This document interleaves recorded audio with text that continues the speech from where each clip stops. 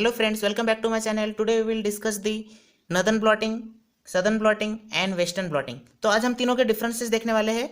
तो तीनों के डिफरेंस में हमारे पास कुछ कैरेक्टर्स है जो तीनों में हम इस कैरेक्टर के यूज़ करके हम तीनों को डिफरेंस करने वाले हैं, ठीक है।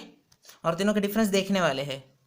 आपको अगर ये चार्ट अगर लर्न रहा तो आप इजीली पूरे टेक्निक्स को जान सकते हैं। और इन सब में से कॉमन एक ऐसा पॉइंट है जो इसमें मैंने लिखा नहीं है। वो पॉइंट ऐसा है, कौन सा भी हो, डीएनए हो, आरएनए हो या फिर प्रोटीन हो, वो सब कैसे रहता है, एक दूसरे के साथ बाउंड रहता है। वो सबको लीनियर फॉर्म में ही चाहिए। कुछ भी प्रोसेसिंग जो भी हम करते हैं वो करने के बाद हर एक चीज़ का हम पहले लीनियर करते हैं, फिर उसके बाद हम प्रोसेस स्टार्ट करते हैं। तो हम स्टार्ट करते हैं मॉलिक्यूल टू बी डिटेक्टेड, मतलब सदर्न प्लॉटिंग में कौन सा मॉलिक्यूल डिटेक्ट किया जाता है। तो सदर्न में किया जाता है डीएनए, नदर्न में किया जाता है आरएनए एंड वेस्टर्न में प्रोटीन। और सेकंड क्या है हमारा, सेपरेशन। तो हम सेपरेशन करने के लिए किस चीज़ का यूज़ करते हैं, तो सदर्न में एगरोस जेल इलेक्ट्रोफोरेसिस, नदर्न में एगरोस जेल इलेक्ट्रोफोरेसिस और वेस्टर्न में एचडीएस पेज का यूज़ किया जाता है। थर्ड पॉइंट है हमारा डीनेचुरेशन। तो हम डीनेचुरेशन किस में करते हैं, ऑब्वियसली हम सिर्फ डीएनए में ही डीनेचुरेशन करते हैं, मतलब डबल स्टैंडर्ड जो रहता है उसको हाइड्रोजन बॉन्ड ब्रेक करने का काम करते हैं। तो उसमें ये सदर्न में तो डीनेचुरेशन होता है, किसके थ्रू होता है, अल्कली NaOH। और इसमें नदर्न में क्या होता है, इसमें कुछ रिक्वायर नहीं है, तो हम क्या लिखेंगे, नॉट रिक्वायर्ड।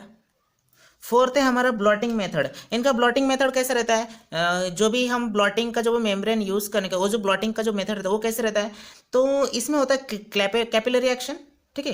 कैपिलरी एक्शन के थ्रू ब्लॉटिंग होता है, मतलब जो भी अपना मटेरियल रहेगा जेल के अंदर, न्यूक्लिक एसिड हो या प्रोटीन हो, वो कैसे रहेगा, कैपिलरी एक्शन के थ्रू ऊपर की ओर मूव ऑन करेगा, ठीक है। तो इसका है कैपिलरी ब्लॉटिंग, इसका भी कैपिलरी ब्लॉटिंग, लेकिन इसमें हम इलेक्ट्रो ब्लॉटिंग का यूज़ करते हैं। उसके बाद हमारा 5th नंबर पे मेम्ब्रेन यूज़। कौन सा मेम्ब्रेन यूज़ करते हैं, मतलब हम कौन सा कैरियर यूज़ करते हैं।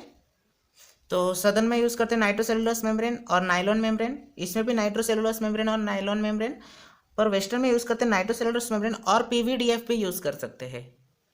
तो उसके बाद 6 नंबर पे आता है ब्लॉकिंग, कि हम जब प्रोब यूज़ करते हैं उस टाइम कुछ ब्लॉकिंग करते हैं क्या, तो सदर्न में प्री ट्रीटमेंट के टाइम करते हैं, नदर्न में तो रिक्वायर नहीं है, और वेस्टर्न में तो ड्राई मिल्क BSA के लिए ब्लॉक, मतलब मेम्ब्रेन को ब्लॉक करने के लिए इसको यूज़ करते हैं।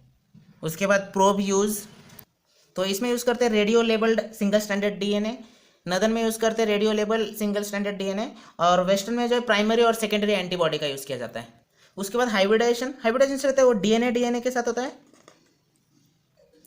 नदर्न में डीएनए और आरएनए का होता है हाइब्रिडाइजेशन, और वेस्टर्न में एंटीजन एंटीबॉडी कॉम्प्लेक्स का। फिर उसके बाद आता है डिटेक्शन।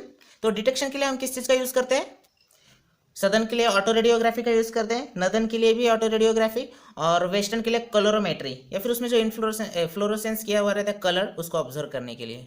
उसके बाद हम अगर इन तीनों का एप्लीकेशन की बात करें तो सदर्न ब्लॉटिंग जो है वो किस लिए यूज़ करते हैं, डीएनए फिंगरप्रिंट के लिए। नदर्न ब्लॉटिंग जो है वो डिसीज़ को डायग्नोसिस करने के लिए यूज़ करते हैं, और जो वेस्टर्न ये ब्लॉटिंग है उसको HIV के लिए यूज़ करते हैं। तो ये रहा पूरा डिफरेंसेस नदर्न, सदर्न और वेस्टर्न का। Thank you.